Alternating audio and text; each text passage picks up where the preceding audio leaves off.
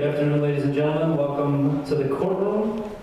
We have a case number MT88, Superior Court of District of Columbia versus Martha Monroe. Is Martha Monroe present in the courtroom at this time? Could you please rise?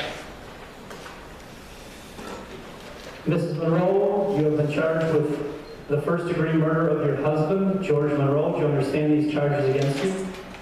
And how do you wish to plead? Thank you. You can be seated.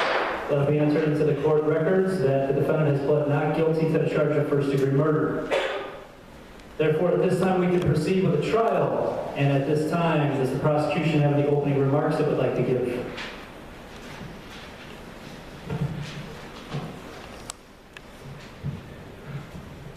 Good afternoon, and thank you for your time. Today you will hear from three witnesses about the murder of George Monroe. Alex Chavez, the brother of the accused, Terry Stein, the director of the women's shelter, and Detective Sal Palmer, who was the leading officer in this investigation. Soon you will hear evidence proving how Martha Monroe murdered her husband. Martha Monroe was not suffering from battered woman syndrome. We as the prosecution are not denying abuse towards Martha, but there were alternative options of killing her. On June 17, 1987, Martha Monroe killed her husband. Police officers reported to a call made by Martha Monroe at 10:32 p.m. Officers arrived at the address of 1799 Lamont Street, where Mr. Monroe led Detective Sal Palmer, a 23-year-old veteran of law enforcement, to the crime scene.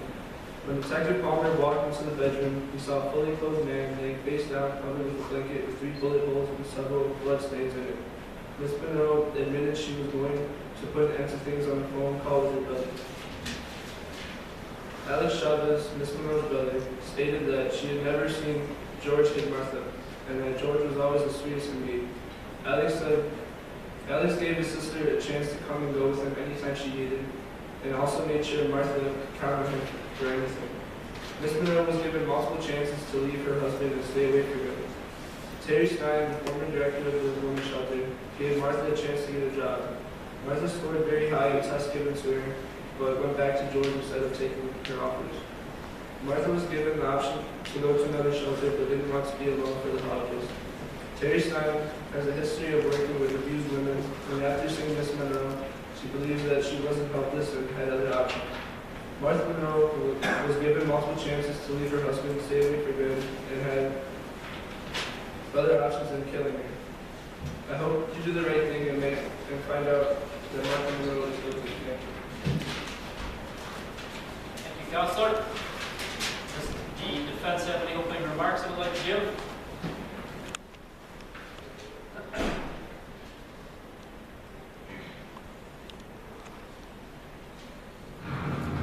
Hello, what you will be hearing throughout this trial is whether or not Martha Monroe is guilty of first-degree murder or if she acted in self-defense. Ms. Monroe did indeed shoot her husband, George Monroe, but it is only considered self-defense. We are going to present to you are the facts that have led up to the night in question. You will also hear from Martha Monroe herself that she did pull the trigger, but felt it was absolutely appropriate considering what he had done to her. We have witnesses that are going to prove to you that Ms. Monroe was battered and in fear of her life. We are going to show over the past 5 years she was in and out of the ER. To collaborate that, we have Frank Silva, who works at Washington Hospital Center. Mr. Silva claims that he has seen Ms. Monroe personally 6 times over 3.5 years. Plus, in past records, it says she had been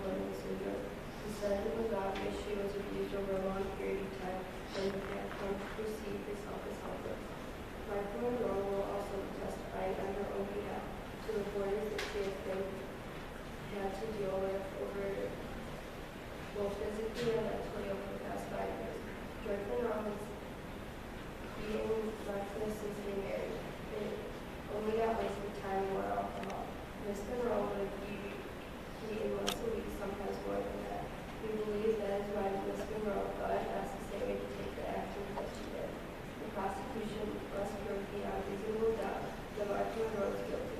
We do not believe that they will be able to prove this. We as the defense will be proven to you that Martin Monroe is accused not guilty of first-degree murder.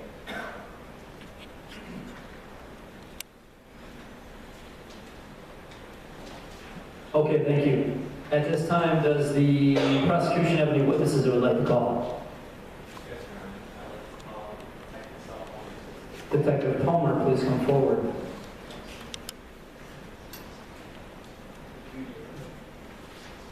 Place your left hand on the book. Do you swear to tell the truth, the whole truth, nothing but the truth, so help you this leather binder? Yes. Okay, proceed. What's your name, sir? Sal Palmer. What do you do for a living? I'm a police officer, detective for the Metropolitan